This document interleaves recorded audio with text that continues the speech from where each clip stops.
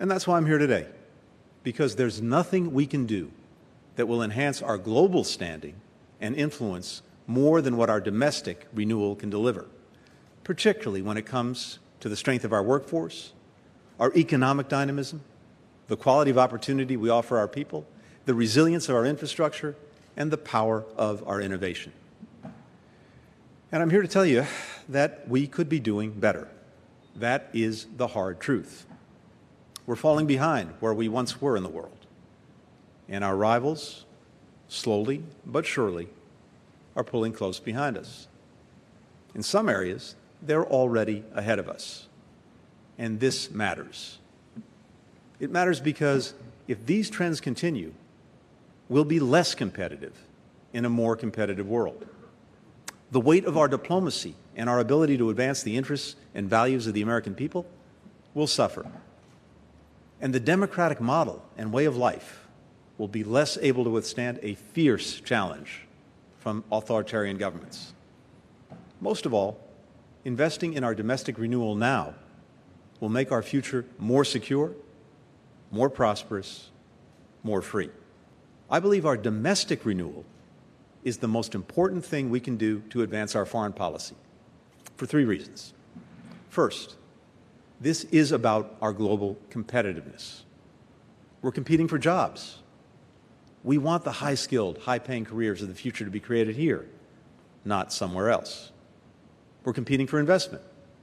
We want the investors, the companies, the countries to look at the United States and say, that's where we want to be.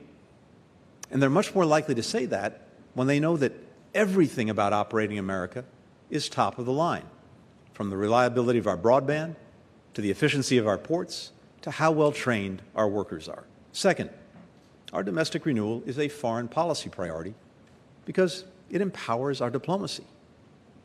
Now, take it from me, when you're sitting at the table with foreign leaders, trying to persuade them to align with your point of view, or join your coalition, or stop doing something that you disagree with, it makes all the difference in the world to be operating from a position of national strength. And that goes far beyond military might.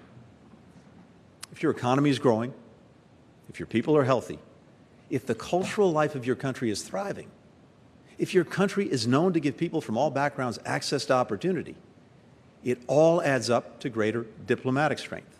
Third, our domestic renewal is about standing up for democracy, and that is a foreign policy imperative. Democracy is under threat around the world right now. Authoritarianism and nationalism are on the rise, and the United States is out there every day fighting the good fight for political freedom and human rights. We're making the argument that our system, the democratic system, is the better one. But it's one thing to say it, it's another to show it.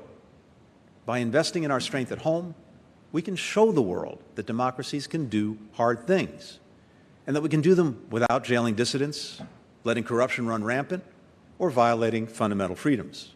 The more we and all democracies can show the world that we can deliver for our people, for each other, the more we can refute the lie that authoritarian countries love to tell, that our system is hopelessly polarized and paralyzed, and that theirs is the better way to meet people's fundamental needs and hopes.